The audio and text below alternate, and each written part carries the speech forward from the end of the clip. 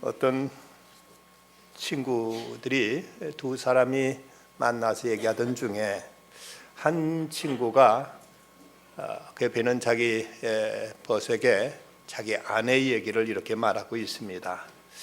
우리 아내는 얼마나 마음이 착한지 정말 마음이 천사야 천사 하고 이렇게 자랑하니까 옆에 있던 친구가 한숨을 푹 내쉬면서 하는 말이 너는 참 좋겠다. 난 우리 마누라가 아직도 살아있어 라고 말하더랍니다. 천사라고 말했던 것을 아마도 죽어서 영혼으로 있다는 것으로 그렇게 오해했던 말 모양이지요. 그런데 오늘은 살아있는 천사들이 이제 하나님을 찬송하기 위해서 저 자리에 딱 지금 아름답게 앉아 있습니다. 요즘은 사회적인 분위기 때문인지 성탄절이 되어도 옛날 같은 그런 캐럴 소리를 듣기가 어려져 버렸습니다. 또 교회들마다 전에는 그렇게 오색 전구 불 밝히면서 성탄절을 치장하던 모습도 거의 찾아보기가 어려운 이런 시대가 되어버렸습니다. 왜 그래야 되는가? 이것이 진정 사회를 위한 것이고 이것이 교회로서 마땅해야 될 일인가? 분명 이것은 아닐 것입니다. 생명의 삶 2006년도 7월 18일 묵상 에세이에 사랑의 교회 오정현 목사님의 주류의 침묵이란 제목의 이런 글이 실렸던 적이 있습니다. 제가 하버드에서 얻은 유익 중 하나는 여러 색깔을 포용하는 관용주의입니다. 물론 복음주의 관점에서 혼합주의를 관용하겠다는 뜻은 아닙니다. 그러나 다른 색깔과 비교하면서 내가 어떤 사상적 토양에 성장했는지 DNA 지도를 해독할 수 있었습니다. 그러나 하버드에서 느낀 다원주의 폐해는 참으로 심각했습니다. 그걸 단적으로 보여주는 예가 있습니다. 2002년 9월 11일 9.11 테러 1주년을 기념하는 식을 가졌습니다. 거의 수천의 사람들이 하버드 메모리얼 채플 광장으로 모였습니다.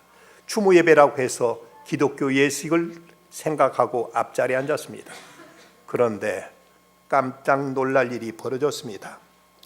유대 랍비가 양뿔 나팔을 불면서 식이 시작되었고 이어서 이맘이라는 이슬람 교도가 나와 환영 인사를 하고 그 다음에 티베트 라마승과 힌두교 사제가 나와 주문을 이었습니다. 소설책에만 나오는 줄 알았던 조로아스터교 사람들이 나와서 그들이 신인 아후라 마즈다를 부르고 경전 아베스타를 읽었습니다. 그리고 한 동양계 학생이 나와 불교 경전을 낭독하고 힌두교의 우파니샤드를 낭독했습니다. 그리고 나서야 기독교인이 나왔는데 로마서 8장 35절로 39절만 달랑 낭독하고 들어갔습니다. 미국의 종교적 주류가 기독교인데 여기서는 기독교가 10분의 1도 안 되는 역할을 하고 있었던 것입니다. 주류인 기독교가 뒷전에 밀려나 있는 모습은 참으로 통탄하지 않을 수 없었습니다. 예수님의 탄생인 이 성탄절마저도 세속주의 또는 상업주의에 이제 빼앗긴 채 교회는 성탄 찬송마저도 목소리 드러내지 못하고 우리 주님의 탄생을 세상에 알리는 성탄 트리마저도 불을 밝히지 못하는 이런 것이 포용이고 관용이라면 이것은 왜곡된 일일 수밖에 없습니다. 어떤 이는 말하기를 고요한 밤, 거룩한 밤은 이런 세속주의에 의해서 그만 고약한 밤, 거북한 밤이 되어버리고 말았다고 이렇게 꼬집기도 하고 있습니다. 예수님께 예루살렘을 향해서 입성하실 때 많은 무리들이 어린아이들이 나와서 종려나무까지 꺾어 흔들며 호산나 찬송을 외쳤습니다. 그러자 이때 바리새인들이 말하기를 선생이여 당신의 제자들을 책망하소서라며 사람들에게 조용히 시킬 것을 예수님께 요구하자 이때 예수님이 대답하셨던 말씀, 만일 이 사람들이 잠잠하면 돌들이 소리를 지를 것이라고 말씀하시면서 마땅히 주님께 대한 찬양은 올려야만 되고 그 찬송의 소리는 외쳐져야만 될 것을 예수님께서 친히 말씀하신 것을 우리는 잊지 말아야 될 것입니다. 사람들이 침묵하면 돌이라도 소리를 칠 것이라고 주님은 말씀하셨습니다. 오스왈드 스미스는 이런 말을 합니다. 우리는 주님의 다시 오심에 대해서 얘기한다. 그러나 세상의 절반은 처음 오신 주님도 알지 못하고 있다. 2000년 전 이 땅에 몸을 오신 예수 그리스도, 그분에 대해서 우리가 침묵한다면 저들은 어떻게 다시 오실 예수님을 알 수 있겠고 영접할 수 있을 것인가? 세상이 뭐라고 하든 우리는 그리스도를 경배해야 되고 그분께 찬양해야 되고 그분을 높이고 그분을 세상에 전해야만 될 것입니다. 그래야만 이 세상에 희망이 있고 이 세상에 구원이 임할 수 있기 때문입니다.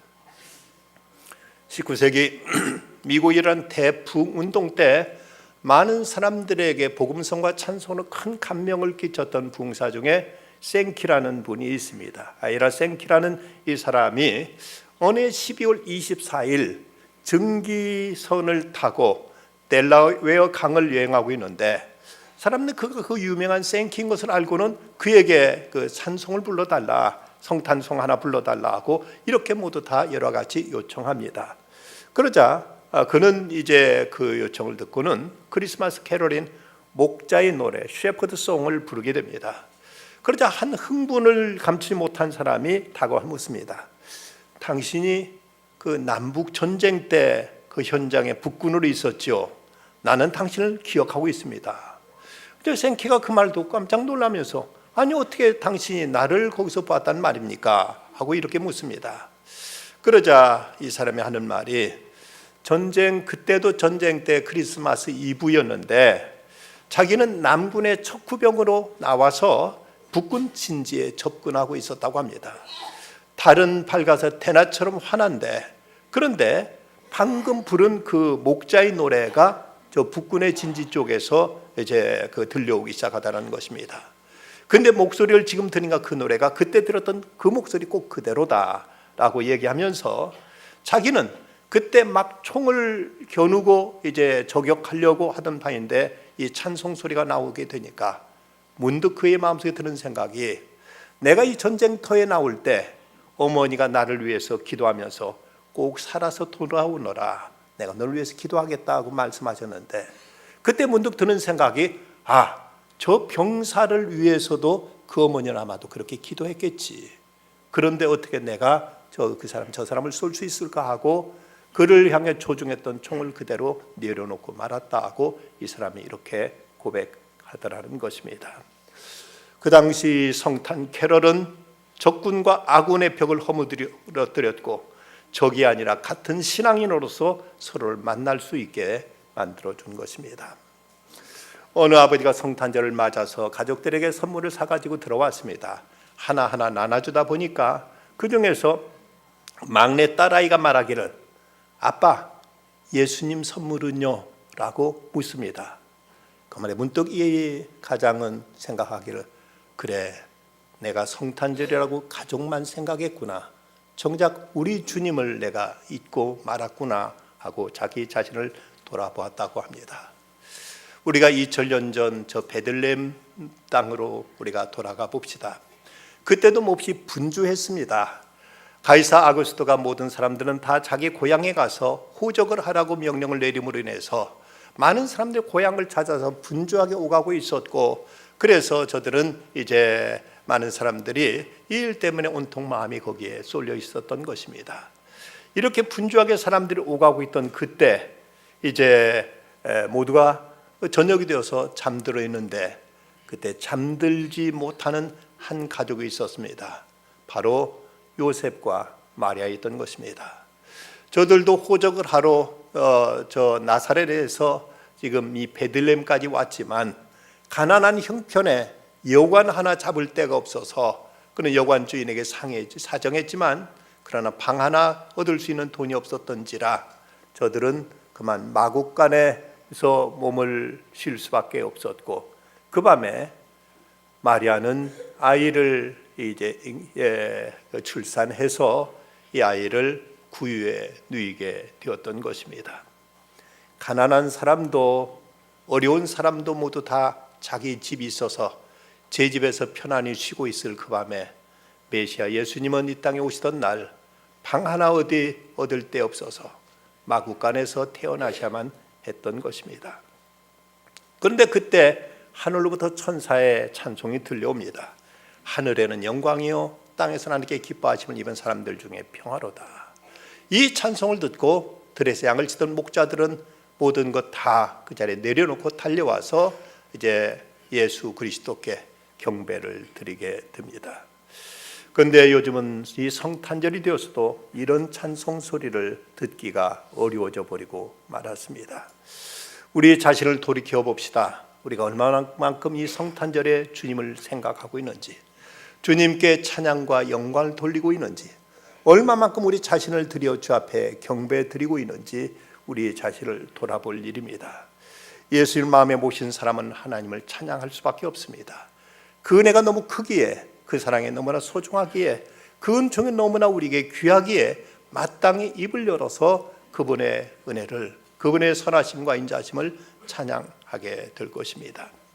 영국의 레클경은 해마다 크리스마스가 되면 교회에서 핸델의 메시아를 연주하곤 했습니다. 그리고 연습이 다 되면 일주일 전에 이제 크리스마스 일주일 전에 전주일에 모두 다 모여서 총연습을 하곤 했습니다. 그런데 그때 연습했던 그 곡이 핸델의 메시아를 연주했는데, 그런데 그 메시아 오라토리오 중에서 절정이라고 볼 수 있는 할렐루야 합창이 끝난 다음 그 다음에 소프라노 아리아가 내주는 살아계시고 라는 대목을 이제 부르는데, 아주 정확한 음정과 박자 그리고 아름다운 음색과 감정 표현까지 아주 적절하게 잘 표현하면서 이제 솔로를 부르고 있었습니다. 사람들, 여기서 옆에 있던 사람들 모두 참 잘한다 하고 이제 찬사를 자아내고 있었는데, 그때 갑자기 그 레클경이 그 소프라노를 향해 손가락을 휘두르면서 스톱 하고 그를 멈춰섭니다. 그러면서 그에게 묻기를, 너 정말로 주님 살아계신 것을 믿느냐 하고 묻는 것입니다. 그러자 이 가수가 껑겹게 그 질문을 받고 나서 예 하고 이렇게 대답했습니다. 그때 레클경은 그러면 다시 불러 하고 이렇게 지시했습니다. 그래서 새로 이제 지휘자의 지혜에 따라서 이제 이 찬양이 울려 나오게 됐습니다. 그런데 이번에 새로 그가 불렀던 그 찬양은 비록 음정과 박자는 어땠을지라도 모든 성도들이 잘했다는 말이 아니라 눈물 흘리며 진정 살아계신 주님께 경배드리는, 찬양하는, 제사드리는 이런 아름다운 신령한 노래로 바뀌어져 있었다고 합니다. 사랑하는 성도 여러분, 주님은 오늘 우리를 원하십니다. 우리 목소리뿐만 아니라 우리 자신을 받으시기를 원하시고 우리 삶을 주 앞에 드려지기를 원하시며 우리 심령 저 깊은 곳으로부터 우러나오는 참된 찬양을 듣기를 원하십니다. 우리 세상에 침묵하고 있는 이때 우리의 교회에서는 어떻든 그리스도 오심은 역사의 가장 위대한 사건, 우리 가장 복된 사건, 우리 가장 감격과 기쁨의 사건이기에 그냥 어둠 속에 묻혀버려서는 안 되겠다 싶어서 성전에다가 성탄을 우리가 아름답게 장식하고, 그리고 오랫동안 찬양대원들 모여서 연습하고 준비한 끝에 오늘 이제 성탄절 음악 예배로 주 앞에 봉헌하게 됩니다. 찬양하는 이나 이 찬양에 함께하는 우리나 모두가 진정 살아계신 주님, 우리를 위해서 이 땅에 오신 우리 주 예수 그리스도께 참된 찬양과 경배를 드리는 중에 하늘 영광 가득하게 이 전에 임하게 되고, 그런 중에 주님의 놀라운 평화가 모든 성도들의 가정과 심령 속에, 그리고 이제 모든 삶의 자리에 풍성히 임하는 복된 성탄이 되어지기를 주님의 이름으로 축원합니다. 기도하시겠습니다. 경배와 찬양을 받으실 아버지 하나님, 저희들에게 아무 희망 없음을 잘 아시고 이 땅에 소망의 주 예수 그리스도를 보내주심을 감사합니다. 세상에 빛이 없어서 모든 사람들의 어둠을 헤매기에 주님께서는 영원한 빛으로 예수 그리스도를 주께서 이 세상에 보내주셨습니다. 저희 자신은 구원받을 길이 도무지 없기에 우리 주님은 저희를 위하여 구원의 주님으로 이 땅에 오셨습니다. 우리 주님께 이제 찬양과 경배를 드리려고 합니다. 주님 영광 받아 주시옵소서.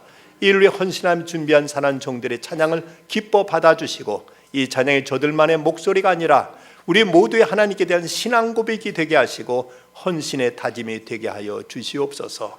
주님 영광 받으시옵소서. 예수님의 이름으로 기도드리옵나이다. 아멘.